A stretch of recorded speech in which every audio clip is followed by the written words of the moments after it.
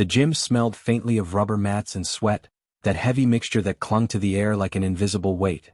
Rows of students shuffled into the training hall, adjusting their uniforms, whispering to each other and throwing quick glances at the newcomer who stood quietly at the edge. Her name was Arya, though no one here bothered to ask. To them, she was just the transfer student who had signed up for combat training, an odd choice for someone who didn't look like she belonged. She was small, lean, with delicate features and a quiet way of moving that made her seem out of place among the broad-shouldered cadets and the loud, self-assured recruits who jostled one another with careless confidence. When she walked to her spot on the mat, several students smirked openly, nudging each other as if the very sight of her was a private joke. It wasn't new to her, those glances, those assumptions, but it still pressed against her chest like a familiar stone she had learned to carry. She ignored them, the way she had learned to ignore so much in her life, and stood with her hands folded behind her back, her posture calm, her eyes steady as the instructor barked orders at the class. The instructor, Sergeant Dallin, was a man built like a tower, his shaved head glinting under the overhead lights, his voice sharp as a whip as he demanded attention. He had been a soldier before taking the role of trainer, and his reputation was notorious. He didn't tolerate weakness, didn't spare kindness for those who couldn't keep up. When he noticed Arya, his brows lifted just slightly before settling into a faint sneer, a flicker of disbelief crossing his face as though someone had played a cruel joke by enrolling her here. "You," he barked, pointing a thick finger at her. "New girl. Step forward." The room fell quiet except for the squeak of her shoes against the polished mat as she obeyed. She moved with a grace that was easy to miss if you weren't looking carefully, but the others were too busy snickering under their breath, expecting humiliation. Dallin circled her slowly, his arms folded across his chest, his eyes roaming over her as if he were trying to see what hidden strength she might possibly possess. "You think this is a game? You think you belong here?" His words carried across the room like a challenge and several students chuckled. Arya didn't flinch, didn't avert her gaze. She simply met his eyes and said in a quiet, steady voice, "I didn't come here to play games, sir." The answer, calm as it was, irritated him. He wasn't used to recruits who didn't show fear when singled out. He grunted, then snapped his fingers at one of the larger cadets standing nearby. "Martel, step up. Let's show her what this class is about." Martel grinned, cracking his knuckles as he swaggered forward. He was tall, broad, and carried himself with the easy arrogance of someone who had always been told he was strong. The other cadets murmured with anticipation, already picturing the outcome. Martel didn't see Arya as an opponent. He saw her as an easy victory, a warm-up. "Don't worry," he said loudly enough for everyone to hear, his grin widening. "I'll go easy on you." Laughter rippled through the group. Arya simply inclined her head, her expression unreadable. They faced each other in the center of the mat, and Dallin gave a sharp command, "Begin." Martel lunged forward with the careless confidence of someone who thought size was all that mattered, swinging a heavy fist toward her shoulder. Arya stepped aside as smoothly as water flowing around stone, the punch cutting through empty air. She didn't counter, not yet, she only moved, quick and precise, avoiding his reach with effortless efficiency. The more he missed, the more his grin faltered, replaced by a flash of irritation. The other cadets hooted and jeered, urging him on, some mocking Arya for only dodging. But she wasn't running, she was watching. Every step he took, every shift of his weight, every sloppy swing born from overconfidence was recorded in her mind like lines in a book she'd read 100 times. When he finally overextended himself with a wide, frustrated punch, she moved. Her body coiled, then snapped, her elbow striking his ribs with surgical precision.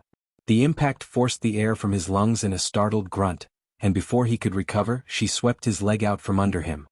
He hit the mat with a thud that silenced the room. For a moment no one spoke. Martel lay on his back, wheezing, his expression dazed as he tried to process what had happened. Arya stepped back, her stance relaxed, her breathing steady. She hadn't even broken a sweat. The silence stretched before finally breaking with nervous laughter and muttered disbelief. "She got lucky," someone said. Martel slipped. But Dallin wasn't laughing. His eyes narrowed as he studied her with a new intensity. He hadn't expected her to last more than a second, much less put one of his stronger cadets on the ground. He barked an order for Martel to get up, but the boy struggled, his pride bruised as much as his body. Arya didn't gloat, didn't smile. She only waited, patient and calm, as though none of this mattered to her. And perhaps it didn't, not the whispers, not the stares. She had faced worse than this before, and compared to the battles she had already survived in her life, This was just another room full of doubters. Dallin's lips pressed into a hard line. Again, he ordered, but this time he didn't call for Martel.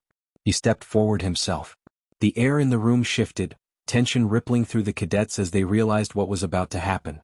It wasn't unusual for Dallin to demonstrate his dominance, to put arrogant recruits in their place, but to challenge her now felt different. It wasn't just a lesson, it was a test, one she wasn't supposed to pass. He loomed over her, his presence intimidating, his stance that of a man who had spent a lifetime in combat. "Let's see what you really have," he said quietly, too low for the others to hear. His eyes bore into hers, searching for hesitation, for fear. But he found none. Arya bowed her head slightly as tradition demanded and took her stance. The moment he moved, it was like watching a storm break. He was fast, far faster than Martel, his strikes sharp and efficient, meant to overwhelm. But Arya's world slowed. Every motion was clear to her, every shift in his shoulders, every tightening of his fists. She slipped under his arm, pivoted around his weight, her movements economical and precise. The class could barely follow what was happening, their eyes darting back and forth as the small girl evaded blow after blow. Dallin's frustration grew, though he masked it under a stern scowl. Finally, he threw a powerful strike meant to end it, but Arya was already inside his guard. She caught his arm, twisted, and in a fluid motion that spoke of years of practice, redirected his momentum. The next second, Sergeant Dallin, the unshakable instructor, the veteran soldier, was on the ground, his back hitting the mat with a crash that echoed through the stunned silence of the hall. The cadets froze, their mouths open, their eyes wide with disbelief. No one moved. The room seemed suspended in time, the image of their towering instructor lying flat on the mat burned into their minds. Arya stepped back, breathing softly, her face calm as though she had simply completed a routine drill. She bowed once, a gesture of respect, and then straightened, meeting the eyes of the man she had just defeated. Dallin pushed himself up slowly, his expression unreadable. For a long moment, the only sound in the room was the pounding of hearts and the faint hum of the overhead lights. Then finally the sergeant let out a low, grudging laugh. "Well," he said, his voice rough but steady, "looks like I underestimated you." The tension broke, but the silence lingered, filled with the weight of what everyone had just witnessed. The cadets no longer smirked, no longer whispered. They only stared at Arya with something new in their eyes, something between awe and fear. She had come here with nothing to prove, but in a single moment she had changed everything. The class ended in a silence that was thicker than any words could break, each cadet leaving the hall with restless glances cast at Arya as if they were still trying to decide whether what they had witnessed had actually happened or if they had all slipped into some shared dream. Some avoided her eyes entirely, their pride unwilling to acknowledge her skill. Others lingered, watching her with curiosity and wariness, whispering to each other when they thought she couldn't hear.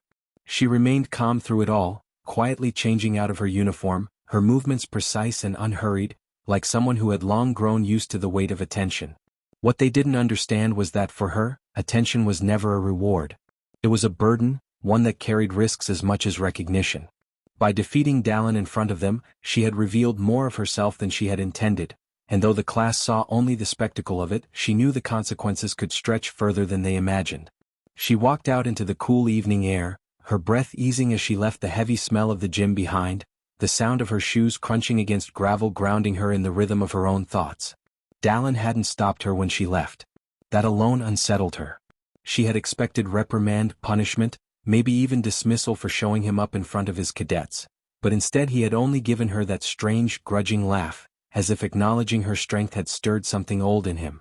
Still, she knew better than to assume leniency would last.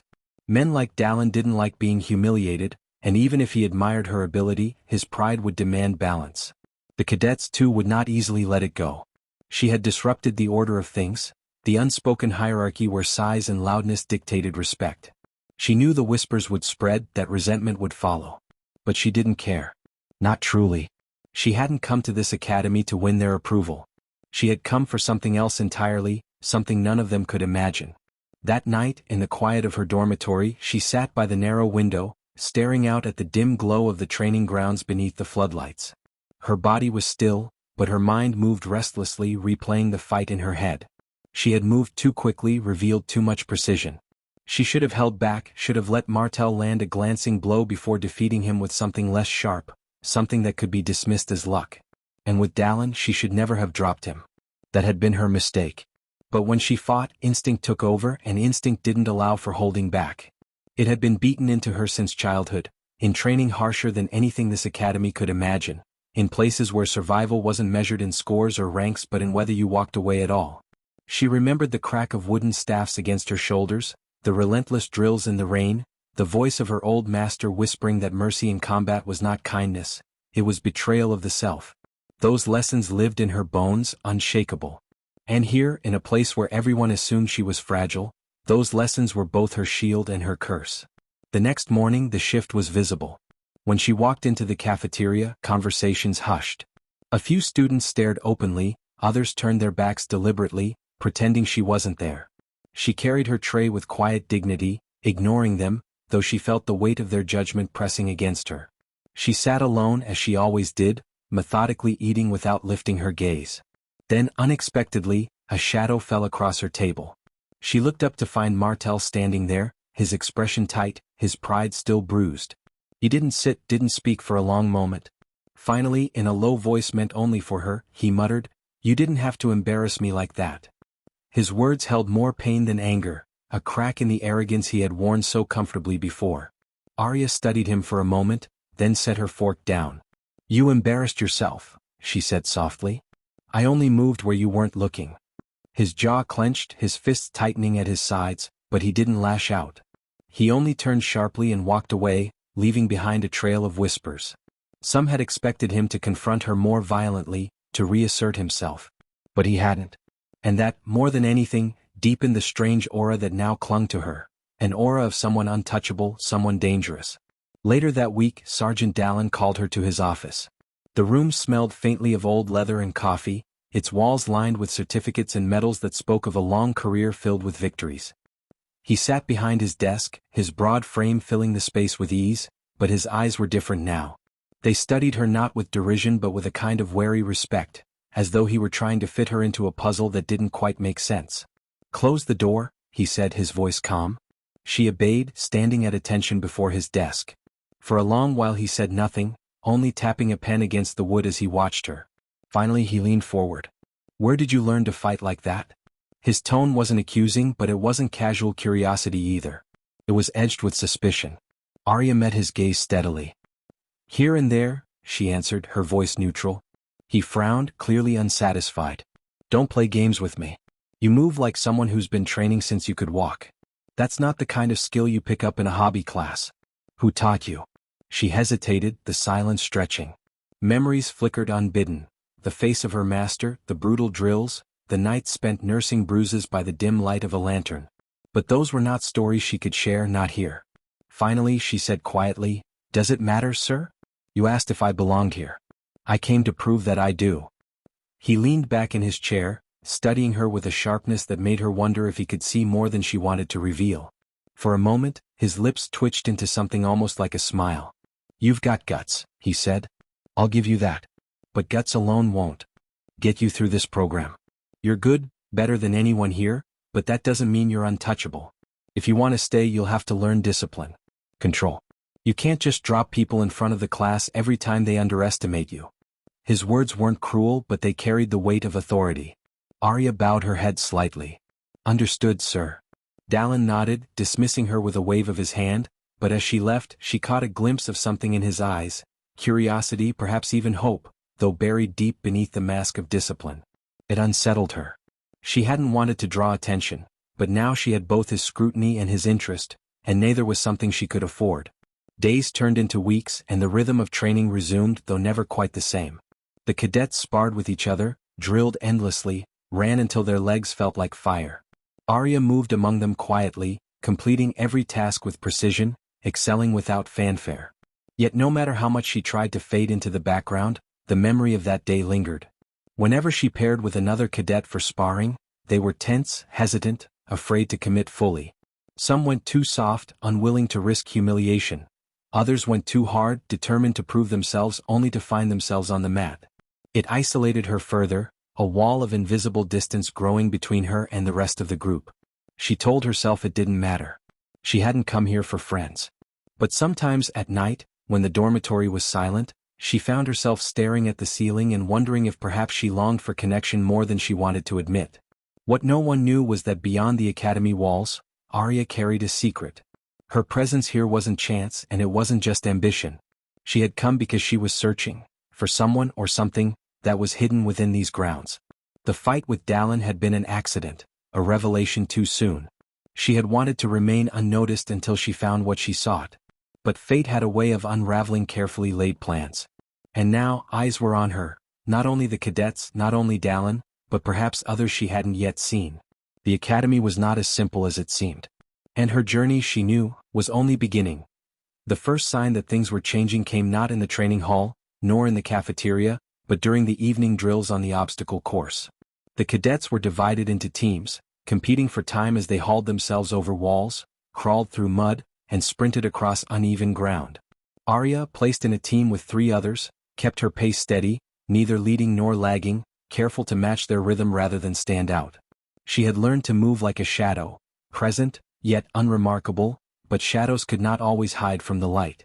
As the race reached its final stretch, one of her teammates faltered, his foot snagging on a rope and sending him sprawling. The others surged ahead, too focused on victory to notice, but Arya stopped. She reached down, pulled him up with surprising strength, and urged him onward. They lost time, finishing behind the others, and her team groaned in frustration. But Dallin, who had been watching, gave her a single nod. She understood it for what it was: recognition. For all his bluster, he valued loyalty, the kind of discipline that meant more than winning. And though the cadets didn't say it aloud, some of them began to look at her differently that night, not only as the girl who had dropped the instructor, but as someone who had chosen to carry another when she could have run ahead alone. Still, not everyone was willing to let her existence disrupt their world so easily. Martel, humiliated though he had been, gathered a small circle of cadets who shared his resentment. They whispered about her when they thought she couldn't hear, mocking her behind her back, spreading small lies that gnawed at her reputation. It didn't surprise her. Weakness often dressed itself in cruelty. What did surprise her was that others began to defend her in quiet, hesitant ways. One cadet corrected a rumor before it spread too far. Another warned her when Martel planned to target her during drills. She did not thank them, gratitude would only expose them further, but she noticed. People were shifting, their certainty cracking. It was a dangerous thing, change. It spread like fire through dry grass. One evening after training, as the last traces of sunlight bled into the horizon, Dallin summoned her again. His office was dimly lit, the blinds half closed, casting long shadows across the walls. He didn't sit this time. Instead, he stood by the window, hands clasped behind his back. When she entered, he gestured for her to stand at ease. "You've made quite an impression," he said, his voice low. "The cadets are restless. Some admire you. Some fear you. That's a balance I can't ignore." Arya stayed silent, waiting for his judgment. He turned to face her, his expression unreadable. "Tell me why you're really here." She hesitated. He had asked before, but this time his tone was different. It wasn't suspicion, it was something closer to genuine need. She weighed her words carefully. The truth was not something she could share fully, but neither could she continue offering nothing. "I came here," she said slowly, "because I needed to be in a place where strength is tested. Where I can learn and where I can see for myself what kind of people rise to the top." It was not a lie, though it was only a fragment of her truth. Dallin studied her, then gave a small grunt. "You're hiding something," he said, "but I'll let it be. For now. Just know this, strength without purpose is dangerous. And something tells me you have purpose. Don't waste it." That night, Arya lay awake long after the dormitory had gone silent, Dallin's words echoing in her mind. Purpose. The word burned in her chest like a brand. She thought of her master's lessons, of the years of pain and discipline, of the single directive that had driven her here: find the one who betrayed us. The academy had been her path to that goal, the only way to draw close enough to uncover the truth. Someone here, perhaps among the instructors, perhaps hidden deeper, carried a secret that had destroyed everything she had once known. She had not spoken this to anyone, nor would she. But every day she trained, every glance she observed, every whisper she overheard, she carried that purpose like a blade concealed in her sleeve, ready for the moment when it would be revealed. The days continued, marked by drills, sparring, and relentless physical tests. Arya's presence in the class had become a paradox. She was both isolated and central, avoided yet watched constantly. In sparring sessions, cadets hesitated before stepping onto the mat with her, but when they did, they came away shaken, their pride dented but their respect unwillingly growing. Even Martel, though his resentment burned, no longer dared face her directly. Instead, his hostility simmered in whispers and petty sabotage, gear misplaced, shoes coated in mud, small tricks that spoke of desperation. Arya endured it all in silence. She had faced worse cruelties than these. But the balance of the class shifted further when one of the quieter cadets, a lanky boy named Joran, began to train with her willingly. He was awkward, clumsy in his movements but eager to learn. At first the others laughed, mocking him for seeking out the fragile girl, but as days passed, they began to notice the way his skills sharpened under her quiet instruction. He moved more smoothly, struck with more precision, adapted faster than before. And though Arya never sought to be a leader, her influence began to ripple outward, subtle but undeniable. It was during one of these sparring sessions with Joran that Dallin interrupted, his voice carrying across the hall. "You," he called, pointing at Arya. "And me." Again. The room stilled, anticipation buzzing like electricity. The cadets leaned forward, eager for a rematch between the two figures who had set their world spinning weeks ago. Arya felt the tension settle in her body, but she did not resist. She stepped onto the mat, bowing respectfully. Dallin moved opposite her, his stance calm, his eyes sharp. This time there was no underestimation in his gaze. He knew what she was capable of and he was ready. "Begin," he said. The clash was faster, fiercer than before. Dallin attacked with precision, his movements stripped of arrogance, sharpened into clean, efficient strikes. Arya met him with equal focus, her body flowing like water, redirecting force, turning his momentum against him. The cadets could barely follow, their eyes darting from one movement to the next, gasps escaping their throats as the two blurred across the mat. Sweat beaded on Dallin's forehead, his breaths coming heavier, but his focus never wavered. For the first time, Arya felt herself pushed, not to her limit, but close enough to stir the fire inside her. She countered a strike, twisted, and had the opening to drop him again. But she didn't. She paused, held back the final motion, and instead stepped back, lowering her guard. The room froze, the cadets whispering in confusion. Dallin stared at her, his chest heaving, then slowly straightened. For a long moment, silence reigned. Then, unexpectedly, he nodded. "You've learned control," he said loud enough for the class to hear. "That is the mark of true strength." The words rang through the hall, heavier than any victory. The cadets looked at her differently now, not just with awe or fear but with the beginnings of something else. Respect. Real hard-earned respect. Martel scowled in the corner, his fists clenched, but even he could not deny what had just been witnessed. Arya bowed once more, her expression calm, though inside her heart beat with a strange rhythm. Control. The word echoed through her as she stepped off the mat, her purpose sharpening in ways she hadn't expected. She hadn't come here to inspire anyone. She hadn't come to lead. But perhaps, in proving herself, she had set into motion something larger than her own mission. Something she could neither predict nor stop. Later, as the cadets filed out, whispers trailing behind them, Dallin approached her quietly. "You held back," he said, his voice low enough that only she could hear. Arya met his gaze, unflinching. "Yes." His eyes narrowed, then softened just slightly. "Good. That means you're learning when not to fight. That's harder than fighting itself." He walked away, leaving her with the weight of his words. She stood there for a long moment, the echoes of the fight still humming in her blood. She wondered if perhaps, against her better judgment, she was beginning to respect him too. The weeks that followed seemed to settle into a new rhythm, but underneath the surface there was a current of unease that Arya could not ignore. The cadets had begun to accept her presence, if not with warmth, then at least with reluctant recognition. They no longer whispered as openly, no longer mocked her in the cafeteria, and some even sought her guidance in sparring or footwork, coming to her in quiet moments when the others weren't watching. She never turned them away, though she offered her help in the same measured, reserved way she did everything. She didn't crave their admiration, didn't bask in the softening of their once sharp stares. To her, these small interactions were simply a reflection of something inevitable, that truth could not be hidden forever. A blade covered in cloth was still a blade, and eventually, everyone could see its edge. Yet as her circle of silent influence grew, so too did her sense of danger. Attention was never a gift. It was a spotlight, and spotlights drew hunters. The first true test of this came during night maneuvers. The cadets were divided into squads and sent into the wooded terrain surrounding the academy, tasked with navigating through rough paths, avoiding detection and completing objectives without being caught by instructors posing as enemies. Arya was placed in a squad with Joran and 2 others, both of whom were wary of her but not openly hostile. At first, the exercise unfolded as expected. Silent movements through underbrush, hand signals traded in the dark, the distant call of instructors simulating patrols. But halfway through their mission, Arya noticed something odd.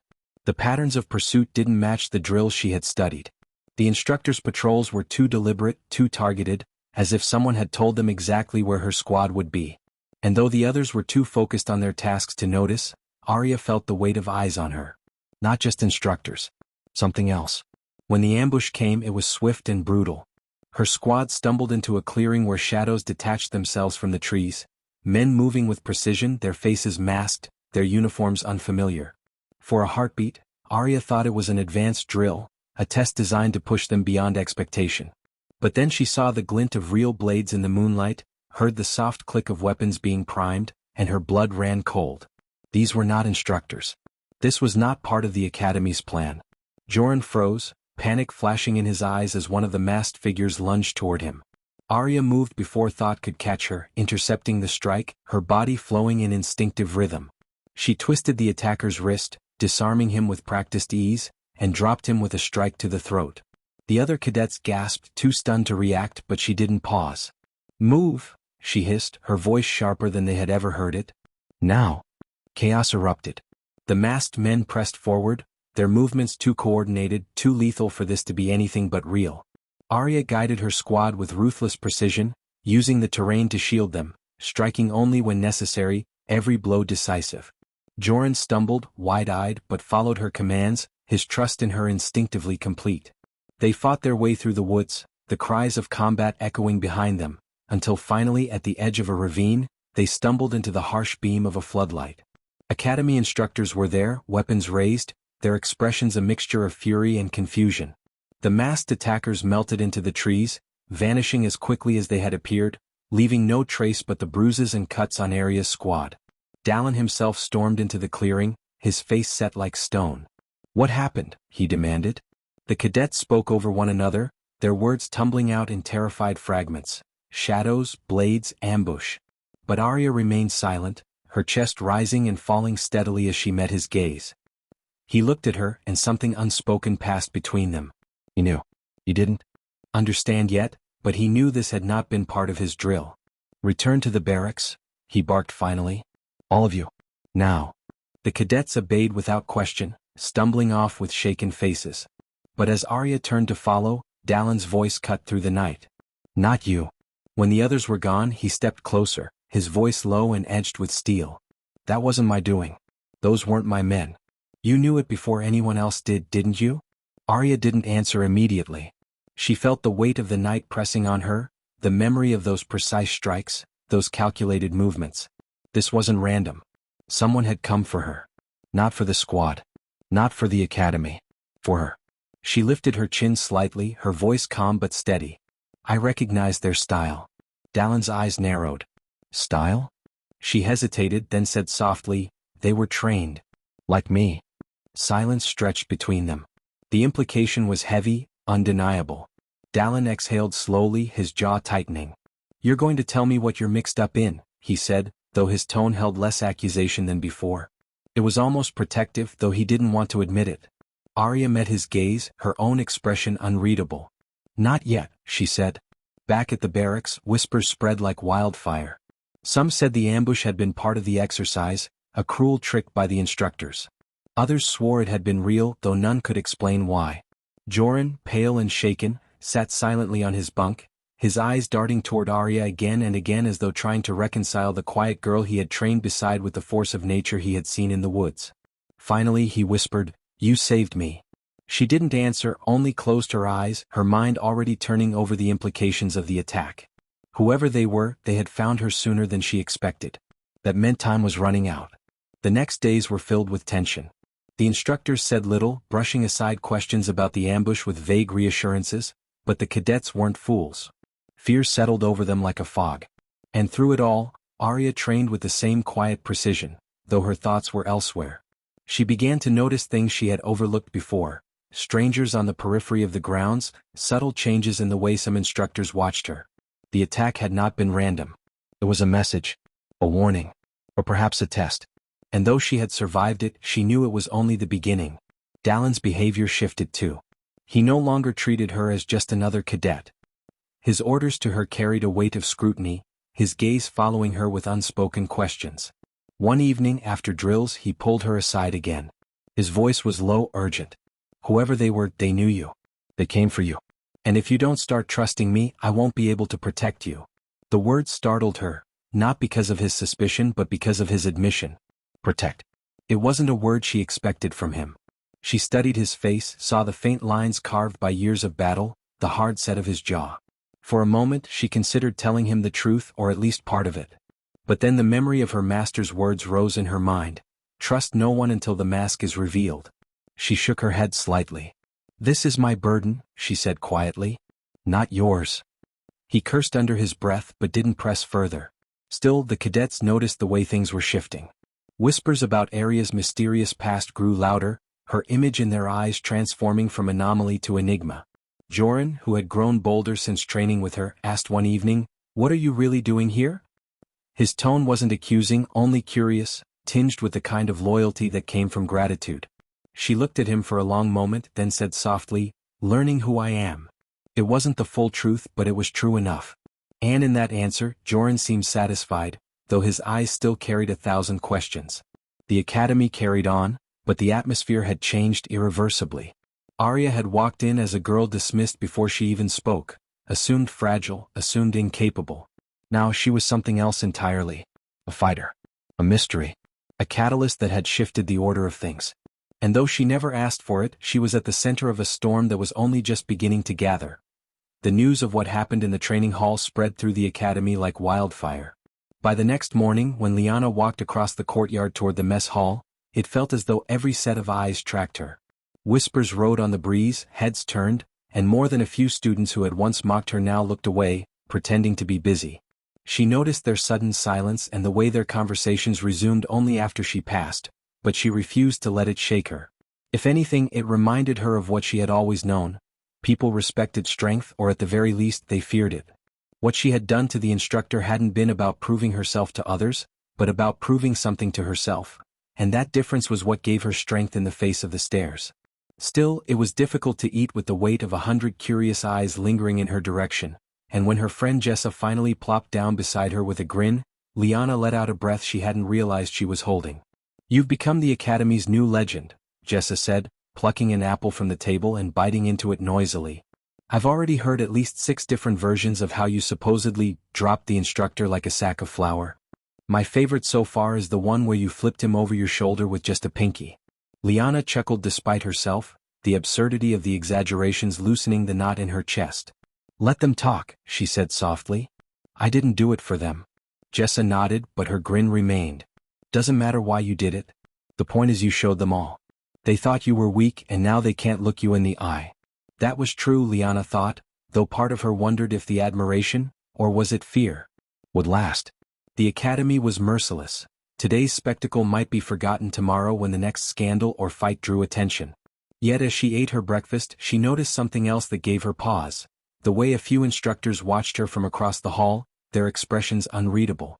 It wasn't just the students she'd made an impression on. Later that day, Liana was summoned to the office of Commander Kale, the head of the academy. She had expected some sort of reprimand for embarrassing an instructor, maybe even punishment for insubordination. Instead, she found herself sitting across from a tall man with iron-gray hair and sharp eyes that seemed to pierce through her.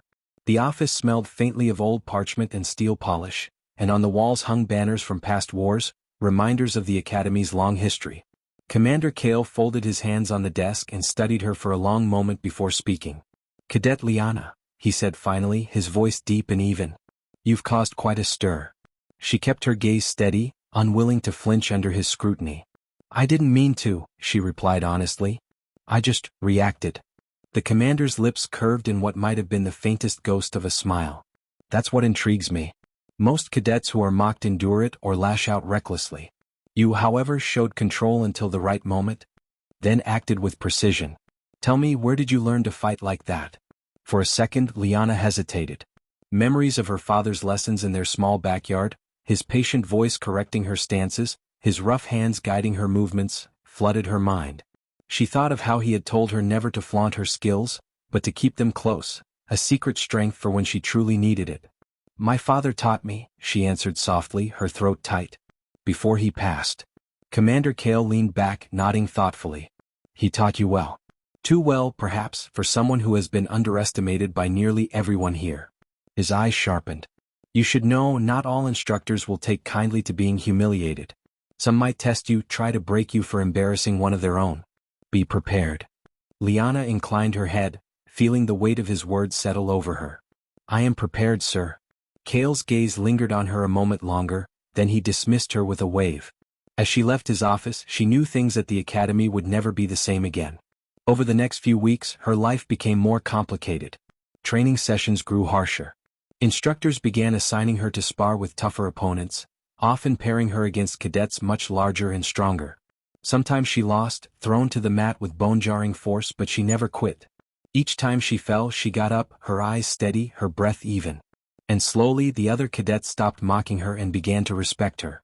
Some even approached her for tips, awkwardly at first, but with genuine curiosity. She found herself becoming a quiet leader, though she hadn't asked for the role. The nickname, the Shadow Fighter, began circulating, a reference to how she had hidden her abilities until the day she revealed them. It embarrassed her at first, but she couldn't deny the sense of pride it sparked inside her. Yet not everyone was pleased. Instructor Riven, the very man she had humiliated, remained cold and watchful. Though he had recovered from the physical blow quickly, his pride had suffered far worse damage, and he seemed to take every opportunity to remind her of her place. He criticized her form during drills, assigned her extra duties, and made cutting remarks about her future prospects. "One lucky move doesn't make you a warrior," he sneered once, loud enough for others to hear. "You'll crumble the moment you face real pressure." Liana swallowed the sting of his words but refused to rise to his bait. If she had learned anything from her father, it was that true strength wasn't about showing off. It was about patience, about waiting for the right moment. Still, his hostility weighed on her, and though she remained outwardly calm, inside she battled doubt. Could she really prove herself beyond that one dramatic moment? Or had she already peaked in the eyes of her peers? The answer came unexpectedly during the Academy's midterm trials, a grueling series of tests designed to push cadets to their limits. Each trial measured different skills: endurance, strategy, hand-to-hand combat, and tactical awareness. The entire academy turned out to watch, filling the stands as cadets were put through their paces. Liana's group was assigned to an obstacle course followed by a live combat exercise. Her opponents were two of the strongest cadets in the class, both broad-shouldered and confident. The instructors clearly expected her to fail. As the trial began, she pushed herself harder than she ever had before, scaling walls, leaping over barriers, crawling through mud with grit and determination. By the time she reached the combat phase, sweat streamed down her face and her muscles screamed in protest, but her focus never wavered. When the two cadets came at her, she didn't meet their brute force with brute force. Instead, she used their strength against them, dodging, redirecting, striking when the opportunity arose. The crowd roared when she managed to bring both to the ground, pinning one and forcing the other to yield. She stood there, panting, bruised but victorious. That night, as she lay in her bunk staring at the ceiling, the reality of what she had done settled over her. She had not only silenced her doubters, but she had also proven, to herself most of all, that she belonged here. She had carried her father's lessons forward, honoring his memory with every strike, every calculated move. And though the road ahead would be long and filled with challenges, she felt a fire burning inside her that no amount of doubt or ridicule could extinguish. She wasn't just the girl who had dropped the instructor anymore. She was becoming something more, something stronger, and she vowed to see it through to the end. The days after the sparring match and the instructor's collapse were unlike anything Maya had ever experienced before, because suddenly her name carried weight in the academy in a way that was impossible to ignore, and while some tried to avoid her out of intimidation, others seemed drawn in, eager to understand how someone who had been underestimated for so long could reveal such devastating strength. In one decisive moment, and though she still woke each morning to the same Spartan bunk and the same rigorous schedule, she found herself moving through the halls with a new rhythm, a sense that her every step was being watched, measured, judged either with admiration or suspicion, and it was within that peculiar spotlight that her training deepened, because while others struggled to balance exhaustion with discipline, Maya thrived, throwing herself into drills with a ferocity that seemed to speak to something burning inside her, something that had been bottled up for years waiting for release, and each time her fists cracked against the training pads or her legs cut through the air with precision she felt that same pulse, that same inner reminder that she was fighting not only to belong but to redefine what belonging even meant. And the instructors, though some still smarted from the humiliation of one of their own being floored, began to treat her differently, pushing her harder, but also observing with a kind of wary respect, as though they had stumbled across a wild creature in their midst that could not be tamed in the usual ways. And as the weeks rolled by, this reputation began to solidify into legend within the academy walls, with whispers circulating that Maya was not simply another recruit but someone extraordinary, perhaps even dangerous, and that notion carried both opportunities and threats, for not everyone celebrated her rise, and envy has a way of breeding insidious challenges in the shadows. One evening after an especially grueling endurance session, Maya lingered in the courtyard, cooling down under the dusky light as her fellow cadets shuffled off toward the mess hall, and it was then that she noticed three figures approaching: Reina, Tomas, and Jairo, all older recruits who had been at the academy longer than most, and though their expressions wore the casual veneer of friendliness, Maya sensed the weight behind their approach, the kind of tension that precedes conflict disguised as conversation. And when Reina spoke, her voice was dipped in sweetness but sharpened with intent, asking whether Maya truly believed she belonged here, whether she thought a single flashy victory against an unprepared instructor made her equal to those who had bled and suffered through countless trials, and